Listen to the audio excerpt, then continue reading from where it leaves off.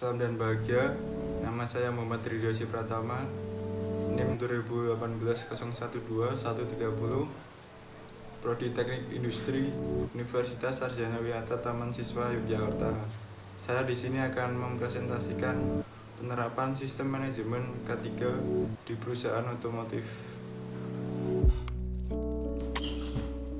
Oke, langsung saja kita masuk ke unit 1. Di sini berisi tentang memberikan kontribusi dalam penerapan sistem.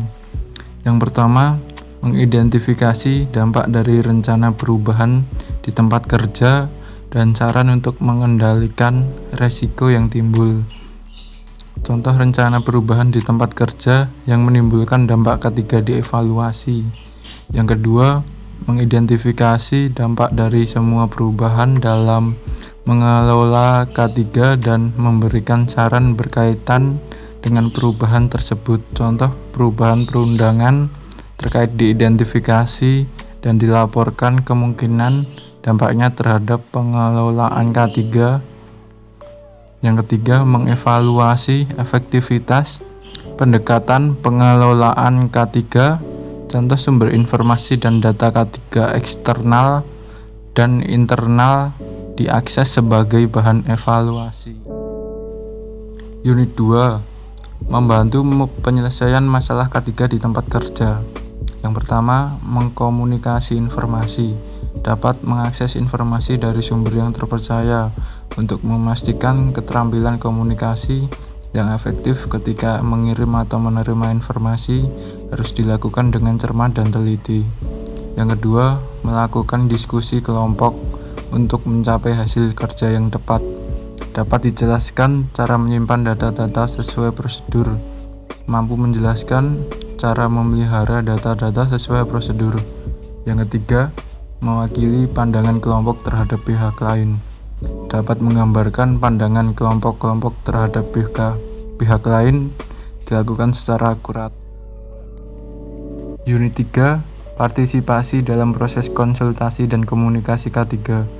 Yang pertama, memberikan kontribusi dalam membangun proses konsultasi di tempat kerja.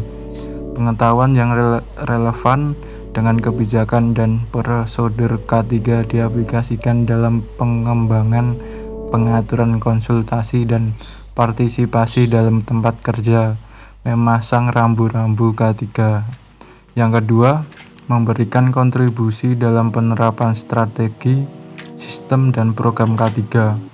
Rencana tindakan K3 dikembangkan berdasarkan skala prioritas. Rencana tindakan yang terdokumentasi dikembangkan di tempat kerja guna menerapkan manajemen K3, termasuk alokasi sumber daya dan jadwal waktu.